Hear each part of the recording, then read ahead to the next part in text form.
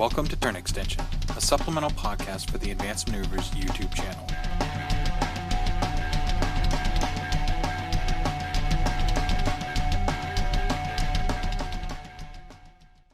Hey everybody, welcome to another episode of Turn Extension. My name is Tony, or Polar Bear Cub on the forums.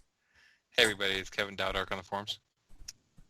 Hey everybody, it's Devin, Cutthroat Cure on the forums. Actually, side note, can we say on the forums? Because do either of us actually go on the forums anymore? Hey, I mean, I'm still a mod for the time being. I don't think it hasn't been too much going on, but... Oh yeah, Devin, I guess you would be popping in the forums. You got the painting threads that you watch and stuff. Yeah. But yeah, I don't know. Well, there's a whole other forums that I was a mod on. I'm not sure if I am or not anymore. The lore machine or whatever it is? Yeah. I have yet to actually go to those yet. I think it's set up relatively well. It's a pretty good forum, I think, right now. It's still, it's infancy. But, yeah. Anyways, so, Devin and Toedark, because Herman asked me to say it. Anyway, I hate you, and I hate him, and I hate all of you. So anyway, we were all kind of talking a little bit beforehand about kind of what our personal thoughts are with how we feel about the game. It's not a general state of the game. This is kind of just where we're at mentally with the game right now, and we kind of figured why not do a podcast about it. So, I don't know, when you guys want to start off with it, or would you like me to, or what? It's actually something that Gaston and I have been having a lot of text message conversations. Legitimately, I enjoy talking to him because he and I can be, completely opposed to each other on, our ideas or the way we feel the game is, and we still manage to have a civilized conversation of. I think it's one of the things that always ends up interesting more about conversations when I can have a conversation with somebody and we just, for the most part, just express our opinion or where we are in the discussion, and there's no need or there's no hunting for proving one or the other is right or wrong or trying to sway the other to the conversation. And that's kind of like what Gaston and I have. We just talk about things. We're not necessarily trying to prove each other wrong. We're just pointing out the other person's point of view to enlighten each other as to, what it is. And one of the things we've been discussing a lot lately has been this concept of where are we in the game? And by we, I don't necessarily mean where is all of,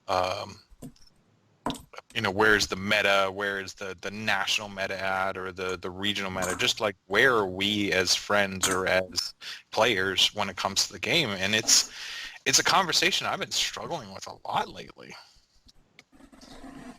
I kind of feel the same way. I mean, it's, I keep saying, I have some unique factors that are a little bit different, but it doesn't really justify as to why I haven't been playing. Because the fact of the matter is, I have gotten a better work-life balance. And though I do have a newborn daughter, it's still relatively easy if I want to escape for a little bit to get out. But even that, for me personally, I have 2 Colossals, a Battle Engine, about 6 Warjacks, and about 3 or 4 units that are still in boxes that I haven't even put together yet. And I've had them... The last 2 things, the 5 jacks and the all 6 jacks and the last colossal, I've had for at least a month, and I'm looking at them and I'm just not. There's not something right there that's striking me right now to really push me to put those models together so I can get them on the table. And I'm not sure if that's just like a personal thing or if it's just I'm looking at the game. It's not exciting me at this particular moment. I don't know. What do you guys think?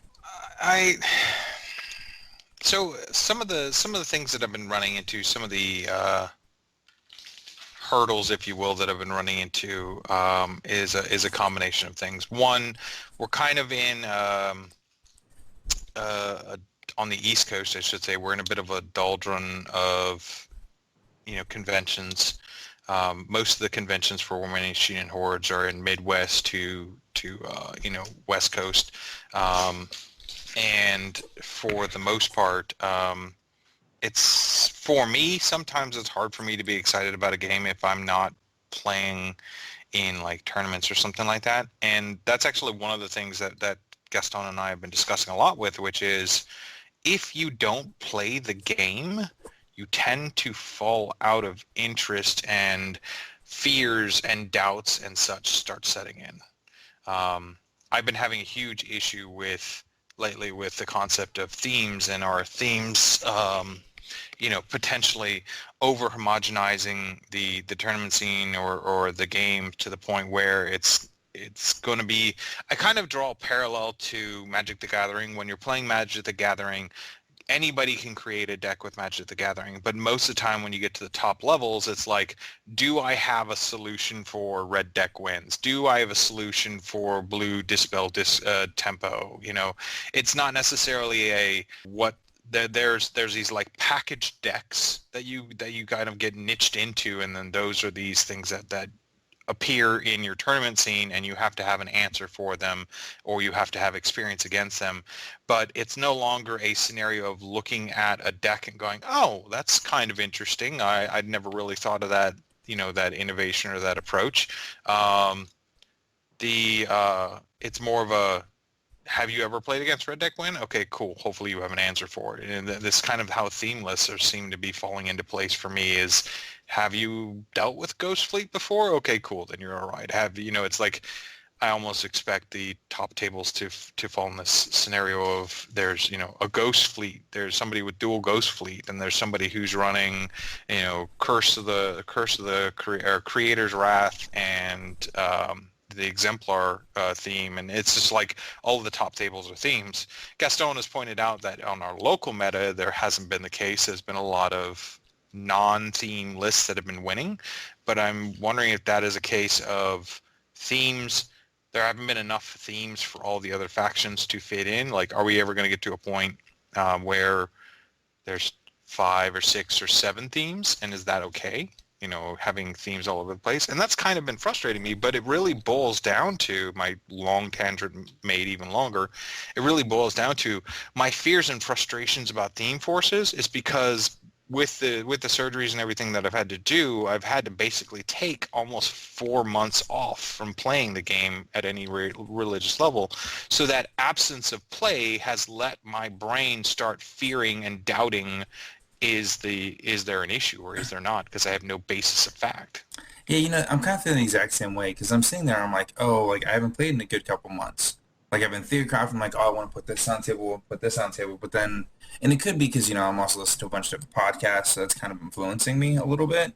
But I'm like, oh man, do I really want to put this out there? Because I feel like either Ghost Fleet or heavy metal or something else like that, like that's going to be what's going to like hurt me. Like, do I need to look at more theme forces now? Like, should I start looking at more infantry? Well, if I'm playing my convergence, then I really can't, because I can play infantry, but like our one theme forces, like, destructive initiative is extremely good. Like, but then now all of a sudden I'm playing all jack heavy, and people are going to be focusing on that. Can I really handle all the magic attacks, or not? Having to deal with magic shots and stuff like that. I don't know. Getting mild anxiety just thinking about it. Well, and it's Herman put it best, is shut up and play the game. Like, legitimately shut up and play the game. And I'm going to do that. I've been cobbling away the fact that next week the plastic multi-kit for the Manoth Lights has got me super excited. I've got a Mon list that's got 4 dervishes that I haven't played specifically because I hate metal models. I legitimately hate metal models. I don't want to have a bag that feels like an 80-pound weight on my shoulder every time I travel to a tournament. Makes sense. The fact that dervishes are now coming out in plastic, I'm like, sweet, I can finally run this Amon list that I've been wanting to play. I just got to drop $100. That's totally worth it. Yeah, it's totally worth it. Drop $100 or less if I go to discount games. No, it's something that's kind of got me excited. And then Devin turned me on to Tectonic Crafts with the laser insert base things. Mm-hmm. got this awesome temple base. I've been basically spending the last week painting it up. I've got 2 lists worth of bases painted and ready to go for models to be put on them. So I'm starting to get back into it. I'm starting to drive. I'm using hobby at the moment since I'm, homebound until, I can start driving again. I've been doing a lot of hobby. Now that I'm going to be able to drive starting next week, I'm going to start going out to the shop again. There's a tournament on the first week of the month. I'm hoping to go to that. So things are starting to ramp up, and I hope that playing the game will get me to shake off these doldrums that have just been stacking up slowly but surely. But I've legitimately, within the past month or so, just been not excited about the game. And I've been struggling with it, and I know a lot of other people have too. You listen to like Muso Mini's last cast; they were talking about having some negative opinions or frustrations with the game and the state that it's in, and legitimately they kind of expressed it out too that they haven't played the game. And is it just a case of these doubts and fears set in if you don't play, and you just have to shut up and play? I kind of wish Gaston was on here as well, because I think, his perspective would have been really good. But I do agree with that. I think part of the reason is you just have to play. Because you see people like, Mr. Malorian, like he's always posting stuff all the time, and it seems like he's still having an enjoyable time with the game. And you see all these other people, and they are having good experience with the game. I think it's because they are playing. Now, luckily, next month I get the whole month off. And I'm going to be spending with my daughter, but one of the things I want to try to do is go and visit some people and actually play some games. Like, first, like, probably a couple of days, I want to actually get my models together. And then from there, I want to actually go and play some games again so I can knock off, the rust and really play. Because really, the last time I played was when, I think it was week 2 or 3 of the, Grimkin. CID, and I played a couple games with them, and it was enjoyable to get back out there and play, but it's really just, I got to decide. And part of it is I'm really going back and forth if I want to even have my Signar army anymore. Because I love Signar, I love the boys in blue, but it's just, I'm not sure if they're the faction that's making me excited anymore. Now, when Siege 2 comes out, I'm saying something completely different, but... My question for you on that, Tony, is the fact of, when you say that you're not sure if you want to keep your Signar, if you love the Signar and there is potential in the future for things that you might enjoy playing, then just pack them up and put them away, because you're not going to get any return out of selling them that's going to oversize basically what you may have put out in time, effort, money, materials. And basically just wait until something's good. I mean, if you're enjoying playing, COC right now, or, when you are playing, then, keep with them. But, that's one of the things that I actually hate to see the most is when people say like, oh, well, I'm not sure if I'm enjoying Signar right now, or, whatever faction. And then they sell it, and then something cool comes out, and then they regret it. And then you have to put all that time and effort and money and everything back into it again, because you're not selling it right now. It's not like you have like a ton of bills you have to pay right now. So selling it's like super important, right. You'll break the bank, you'll be homeless if you don't sell it. So, at least not that I know of. No. And that's not the case. It's just more so for me. I'm looking at them and I'm like, man, this is a substantial army, because I've been collecting them since Mark 1. They were my main faction. There was a short period of time I had Legion, and then I actually sold them to Kevin. And then I picked up Convergence, but Signar is my main faction, for a very long time. So I have so many models, and I almost feel guilty just looking at them, having them sitting there. I feel you on that. I want to discredit Devin for a half second. Everybody knows that if you love it, you're supposed to let it go, and it will return if it loves you back. That is true. Good job, Devin. So I think he needs to let it go on eBay. Oh, for super cheap? Yeah, absolutely. Honestly, he should just give it away for free, and if it loves him back, then he'll one day, find his army on his doorstep again. I was offered a ham sandwich for my Signar army at one point. And $35. And $35, yeah, $35 and a ham sandwich. It was pretty tempting. I'll give you 2 ham sandwiches, a roast beef sandwich, and $36. Oh, your Signar. Ironless W just got outbid. Oh man. Yeah. I even threw in that premiere meat. I threw in that roast beef. You did. You got that good old beef. So So Devin, I know you've been kind of work's been crazy for you today, but what are your thoughts been on how you feel personally about the game right now? So so there, I'm in like a super big battle with myself because I have made almost all of my best friends through Warmachine and Hordes. Like other than my friends that I grew up with, other than that, like some of my absolute closest friends, people I talk to every single day if possible, I have made through Warmachine and Hordes. So it holds a very, very strong spot in my heart. I love the game. I love the lore. I love the people. Um, I know a lot of people at, Privateer Press who are very near and dear to me, Dallas Kemp, and, just so many others. And it's just that whole nostalgia for me has really kept me strong in this game. But when it comes to playing the game, it has probably been 2 or 3 months since I've put a model on the table to play. Now I'm still running events and I'm still doing stuff like that. But for me, it's been so hard for me to get into my studio and paint a Warmachine and Hordes model. And it's been even harder for me to actually put together the time or even make the effort to go and play a game. I mean, as I said, I have a full game room in my house. I could easily invite somebody over and play a game there.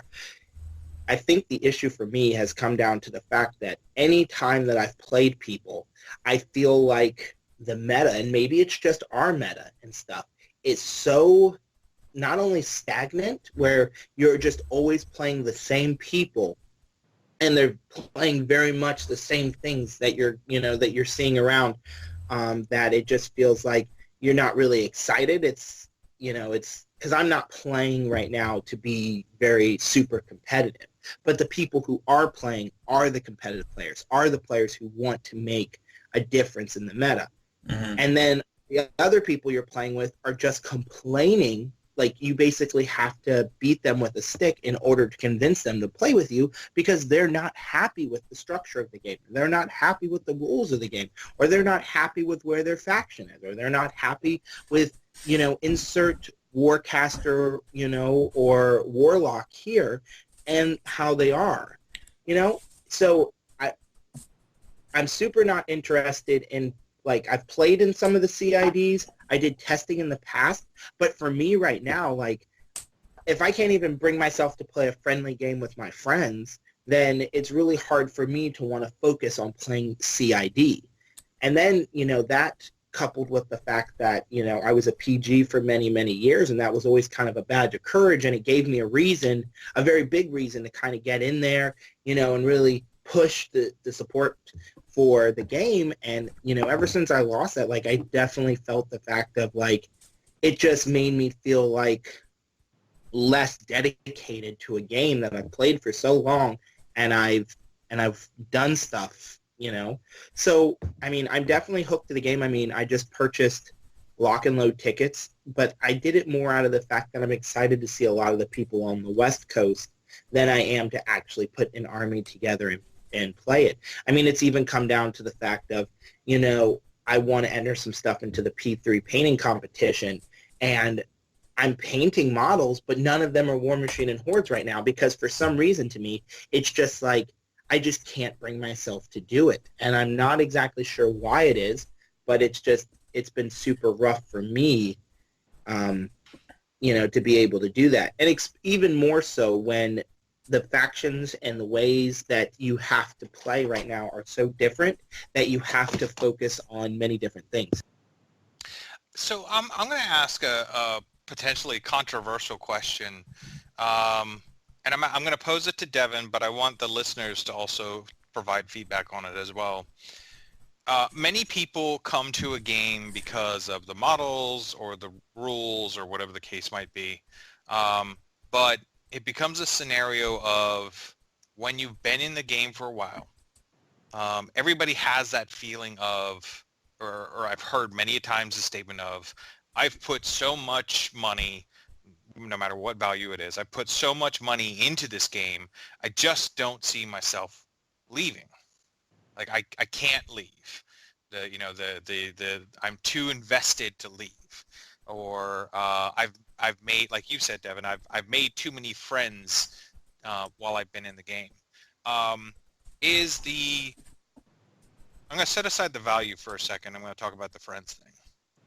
Is it a sign of a true friendship if the only thing that's binding you as friends is the game that you play? Like, if the game is the only thing that you guys can commiserate on and be friends with, I would question that as a quote-unquote friendship. I would question that as an association by game. So if you leave the game, your friendship still stays. You would still be friends with those people.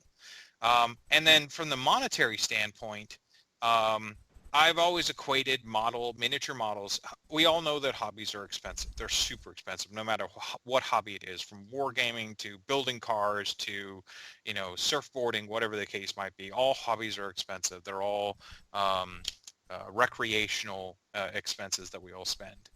But I associate in a lot of ways my Warmachine or my wargaming very much to how I look at entertainment dollars. My kind of guiding thing is for every dollar I spend, I should equate 1 hour of entertainment from it. So if I buy a game for $25 or buy a video game for $25, then theoretically I should be able to get 25 hours or a day's worth of entertainment out of it to get an equatable value. It's one of the reasons why I get frustrated with the price of movie tickets, because I spend $14 on a movie ticket and I get $2 of value out of it, or 2 hours of value out of it. But from a gaming perspective, if you spent, $1,000 on a game and you get 1,000 hours of entertainment, you should consider that equatable value. You've gotten your money out of it. So don't hinge yourself on, I've spent X amount of money. Well, unless you just spent it this month, you've probably already got your equatable value out of it. So don't let money be a binding thing to the game. Don't let friends be a binding game to the thing. If you're not enjoying the game, why are you still doing it? And I pose that out to everybody. It's like, if you're not enjoying the game, why are you doing it? Seriously, like, you're just torturing yourself. You're using it as an excuse to engage with other people. Find something else to do that with. If you're not enjoying the game, is there another game that you're enjoying? Then do that. See, for me, it does. The fact is that when I do play the game, I do get to enjoy it, and I more or less enjoy the people that I'm around, because I do believe that Warmachine and Hordes Privateer Press has one of the best communities that exist. Like, the players are always fun, they're always really engaging in general, and it's just I know when we just did Store Wars on Saturday, we had 18 great players show up, and it was just a day filled with just a lot of laughs and good games, and people had a great time. And that's one of the reasons that I stay in this community so much. So it's not about the money, because, if I really wanted to, I could sell what I have. It's more for me about the fact of, this is a game that I love, and I keep telling myself that there's something else currently right now that's bothering me enough that's keeping me from playing it. I used to basically come up with an excuse every single week to tell my wife about why I needed to go to the game store every Wednesday and Sunday. And now I find myself, like, I see my friends saying, hey, we're going to go to the store on Wednesday or here, and I don't. And I think a big part of that is that the people that I usually play with, as I'm not as close to the rest of the cast, is that a lot of them live very far away, so you have to specially plan it. And then the days or times that might work for them doesn't always work for me, especially with a young child in my care.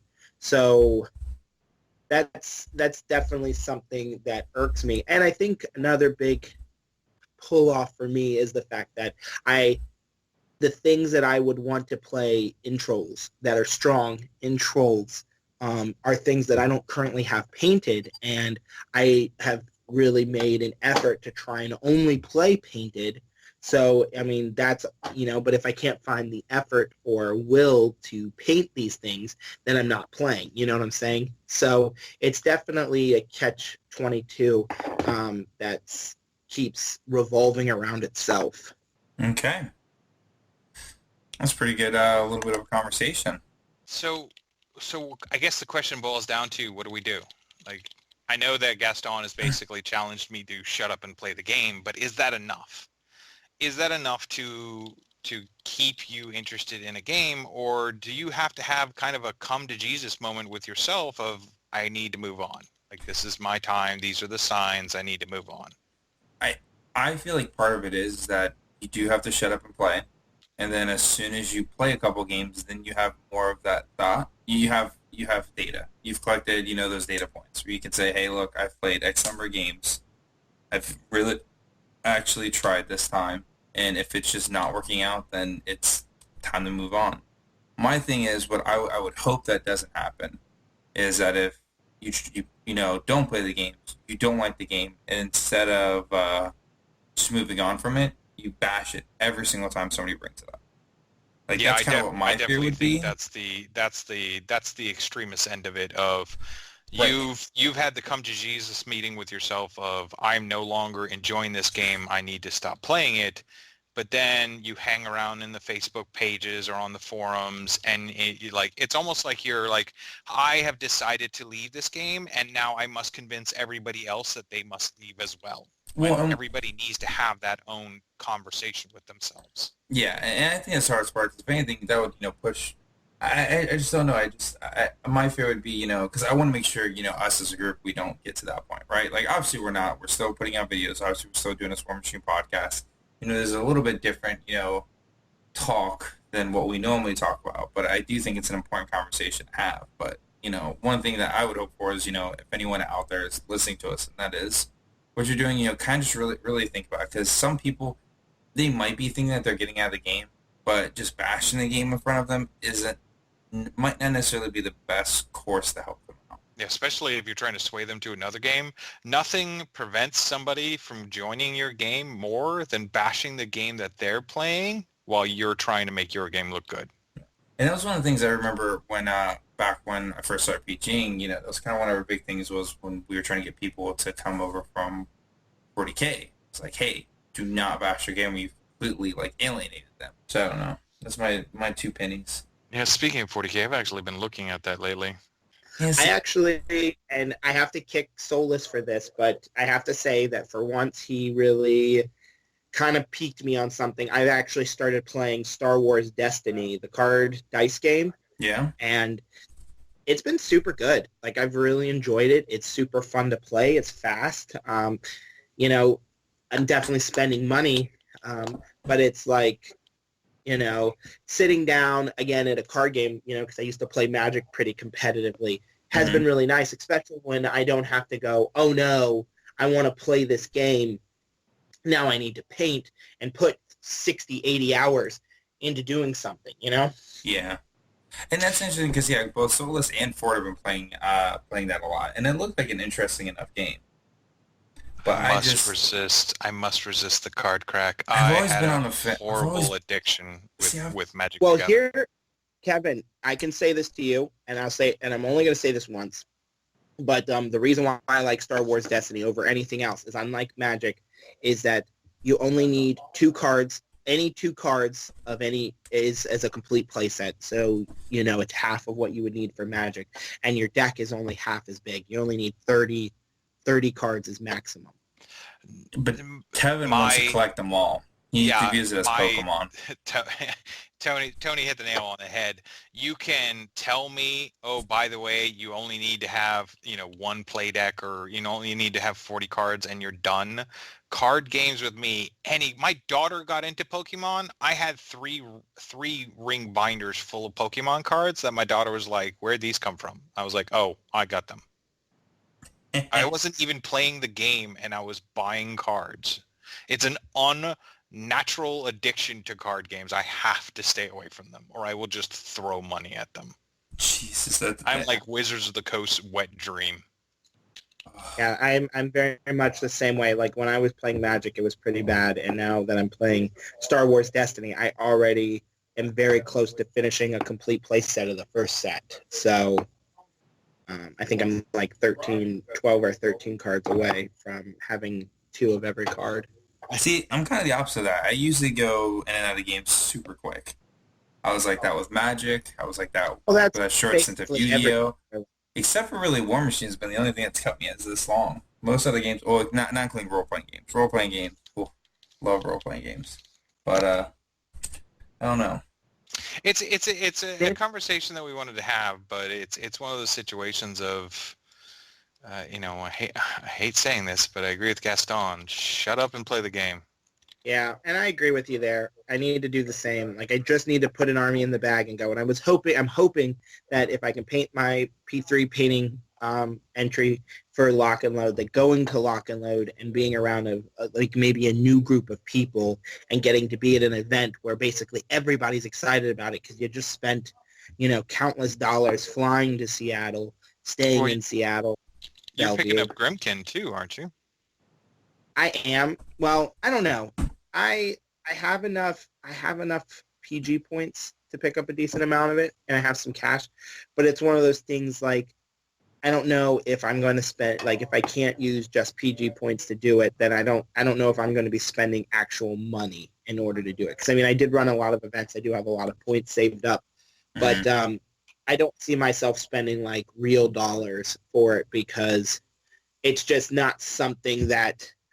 It's not something I'm so excited to get onto the table. I was oh, I've got to have it, Yeah. It's more or less it looks fun to paint, and I'm going to enjoy it that way, and that's about it. I'm still really debating going back and forth whether or not I'm going to pick them up. But I do have a question for you, Devin, because you did say, hey, maybe going at lock mode is going to revitalize you. How is that? How are you going to sustain that then if you were to come back? And that's what I'm worried about, is that, hey, you go out there, you get rejuvenated, you get around these different type of people, everyone's so excited, and then you come back here to where the meta might not have changed at all. I think because my thing is, and a lot of people have said this, especially in my meta, is that I was a driving force for our meta. Okay. I was scheduling events. So as a PG, I was even when I was doing a PG, because I felt like I had an obligation to my meta because it was per se, in my opinion, a job. It was my role as a PG. Mm-hmm. I was pushing events all the time because I wanted to be a good PG. I wanted to make sure that I was doing my position the justice that it deserved. So once that got taken from me, I kind of lost that mentality in my head that this was my job. This was my goal because I had a position. Now that I don't have that position, now it's more or less well, anybody can do it. If anybody wants to do it, then they should do it. Where before it was, I'm the PG, this is what I'm supposed to be doing, so I'll do it. Now it's more or less, well, somebody else can plan this event, or somebody can set up this league, and it's not happening. And because it's not happening, because it's not happening, people aren't doing it. And so therefore, and I'm not doing it because, that mentality of it was my job and now it's not, is no longer there. So hopefully by going to lock and load, getting to spend some time with some people, getting maybe reinvigorated about the game, playing games since I'm up there and that's what I'm there to do, maybe I'll come back and it'll basically be a reset button and I'll start doing things again. And maybe I won't, But it's one of those things something mentally for me has to change because as it stands, game-wise, I'm not playing and I'm not setting up a lot of extra events. I'm still doing events mainly with Store Wars because I feel like that's a position I took on, but otherwise I'm not just spending my extra time to do stuff like that because I feel like I'm the only one who's doing it and it's just not what I've been doing, Mm-hmm. So once the driving force kind of left the meta around where I'm at, which was me, then a lot of people have been oh, well, this super big league isn't running or this isn't running. So where I wasn't playing a lot of games before was because I was always running stuff. Now it's nobody's playing games and stuff. And I just don't feel that drive or that incessant need to plan events because it's not my job anymore, Yeah.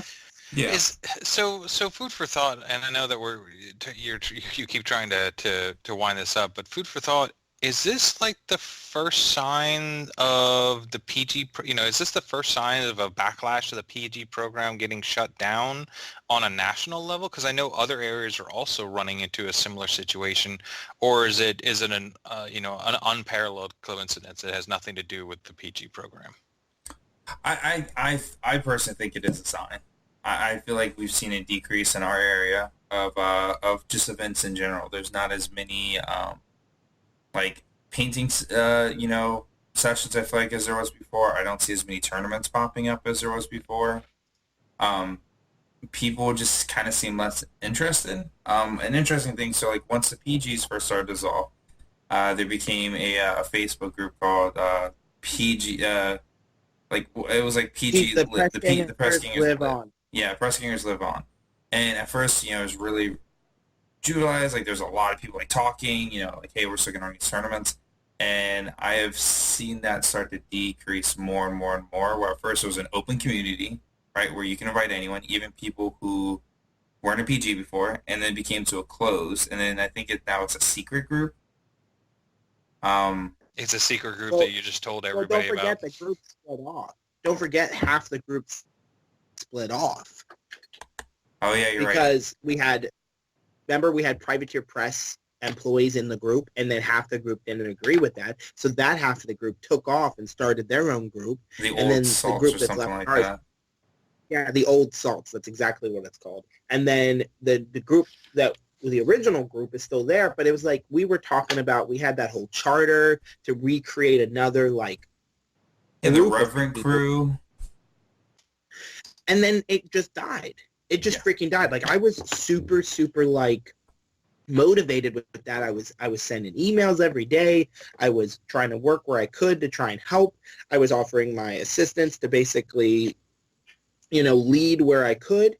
And it was basically like we were waiting on approval from Privateer Press to have the name Revenant Crew. And then it just died. And then the huge fight between the old salts and the original group started, and then they split off. And it's just, for me, I'm going to say this, and I hate saying this, but the biggest mistake that Privateer Press has made, regardless of what happened with Wizards of the Coast, regardless of what happened with their state mandates, the biggest mistake they have made was cutting the PG group. Was cutting the PGs. And I think that they're going to see, they don't have what Games Workshop has, which is, dual international commercialism. They don't have 25 freaking years of, basically undying loyalty from people.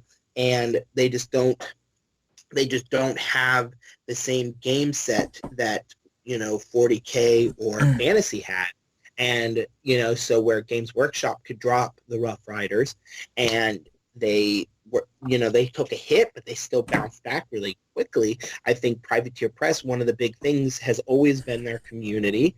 They shot part of their community right in the heart, and I think that it's going to be real rough. I don't think they bounce back as quickly as you think. It took almost 15 years for them to get to a state where the community feels as passionately about the company as they used to. It just now started turning around, where now that GW's back into supporting the community, back into supporting tournaments, and having, getting customer feedback, and having the gamers, kind of, for better lack of a term, CID or provide FAQ information questions to answer and stuff like that. Only recently, in that time period, as people been feeling as passionate about GW as they used to. That there was a 15-year dark period there, and Privateer Press may have to go through that same experience. Yeah, I agree with you. One thing I thought was interesting was, we kind of thought when PGs are going, it's like, okay, probably all volunteer groups are going. But I was curious, and I know Solus is a pundit for Guild Ball. And I asked him, I was like, well, what is your guys' price? Like, what do you get for running tournaments? And the way it was explained to me was they don't get anything for running tournaments, but once a year they get kind of like an appreciation package. Where it's like one year they got like a shirt, like the other year they got like an exclusive dice or something like that. It's nothing really like crazy, but it's like, hey, we have this group, you can run events, and hey, if you're part of it, we'll give you something, kind of like an appreciation thing, but you're not anywhere probably come like how we do with PGs. And I kind of wish it would have went something like that because we were told that, hey, there's going to be this new price support package that's coming out. Devin, have you seen it at all? I mean, at this point, PGs are completely disbanded. Yes. So I saw a post the other day when on the distribution centers they put up things you can order from Privateer Press, and it said that it had like specialty tokens and stuff in it. There was a name for it. I don't remember it off the top of my head, but I did see something where they talked about it, and it looks like it might be coming out. I think it's coming out after Lock and Load is when those will be available. Okay. But it still comes to the fact that, like, exactly as you said, it's very much, as you said, Kevin, it's very much the fact that they might have to go through a very dark period. And, you know, a lot of people are bitter. And as you said, Tony, I'll be honest, a lot of my fellow ex-gangers that are still really motivated to lead games, they've all moved over to Guild Ball. And I know a good friend of mine, Joshua, he became a pundit, and he runs events at his local store for Guild Ball well over what he runs for Warmachine and Hordes. So sometimes, you know, maybe if they kept people on and did something like the pundits, because I know one of the reasons that the pundits don't get product support is because they're trying to figure it all out. So they're doing something in the meantime with these care packages every once in a while to kind of say, hey, you know, I know we're still working on this. So maybe they're just trying to see where this all pans out with the lawsuits and everything and such. But at least they're giving people like that title, you know? Yeah. Because I know a lot of PGs that I know just having that title, that official title, okay? I can call myself a PG all I want, but as of April 30th, that ended. You know what I'm saying? So having that official title, I mean, if they had just done, hey, when you come to Lock and Load, you get to enter into the invitational and come in a day early, and you get, you know, you'll get first chance to buy stuff in the stores, and you get to, you know, maybe you get this. They didn't have to give us points. You know what I'm saying? Like, they could have kept that away, and it would have definitely, I feel like, I would have been just as motivated as I was. But by removing that official title, by basically taking away and saying, you're basically, even though we want you to run events, you're basically on the same boat as every single other person. Like, it's, you know, I'd like to say the title didn't matter, but it did. It did. It did. And it did. Well, keep in mind that this is still a fresh wound. It's entirely possible that something else comes along that is similar but different enough as to not cause issues within the company. That something will come along and do it. They're still trying to recover from the retirement of the PG program. I doubt they've had time to necessarily devote to what that new program's going to be. So I think it's a matter of time. I think the question is merely, can the community wait? Like, is the community willing to wait? I guess would be a better way of phrasing it.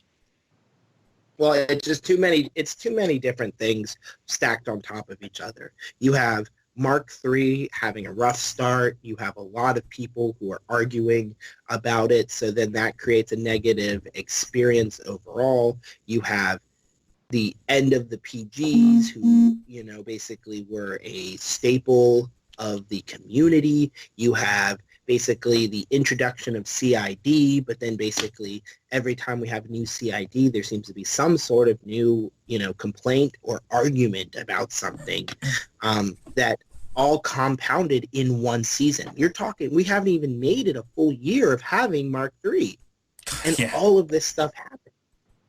You know, and sometimes it feels like Privateer Press is just whipping around a cat of nine tails, and every time it hits me, you know, I'm just losing a little bit more and more effort to push myself into, you know, wanting to care, you know, because there's just too much going on, too much change. You took something that was super fun and had a lot of positive experiences, and basically you reorganize the entire company, and the players are feeling it. I never thought I would get to a day where I out-sunshined Devin. I know. It's almost like a dark day. But I feel like the end of this is like, Devin, correct me if I'm wrong, but you want to care. You're just not sure what's going to push you into that direction to care again. And as I said, I'm making efforts. Like, I love Privateer Press. I love the game. I love the community. I love the people. Right. I mean, all the time. I mean, anybody who knows, like, anybody that contacts Advanced Maneuvers, 99.9% of the time, I will jump on there as quick as possible to answer them, because it's, the questions are good, and I like the people and the conversations we have. It's just the fact of, I don't know right now if I'm willing to put myself into Privateer Press fully and not start, because Privateer Press for me for many years was the only game I was playing. I dabble a little bit here or paint on this, but it was Warmachine and Hordes 24/7. That's all I was doing. Every week when I was playing something, it was that. When I was going to a tournament, it was that. And now you see me here, I'm painting up stuff for some board games that I have. I got into Star Wars Destiny. Like, I'm definitely diversifying myself into other games. And, I'm dabbling in a little bit in Dark Age, and that's completely different than what I am. So maybe I'm growing up. Maybe it's a change in me, but it's one of those things that every time I'm like, all right, time to get back into this. Let's do this. I go onto some sort of forum, or I go on there, or I go to the meta and I talk to them, and I just hear all of these complaints about things, and I'm just like, nope, not doing it.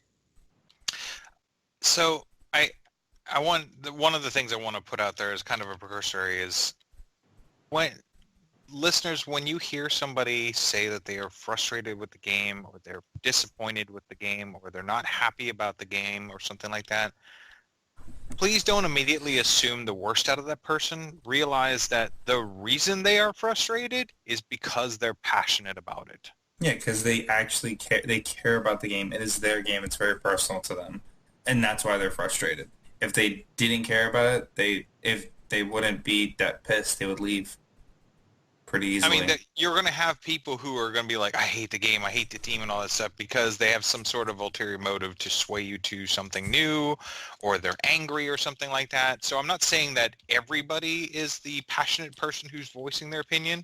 Some are going to be haters, but take a moment to listen to what people are saying, and try and understand their point of view, that it may just be that they're very passionate about it, and they're, for better lack of terms, disappointed in the way it is right now, and they're hoping that in some way it will fix itself. And for those who are passionate, like Devin and myself and others who might be frustrated with it right now, Gaston 2017, shut up and play the game.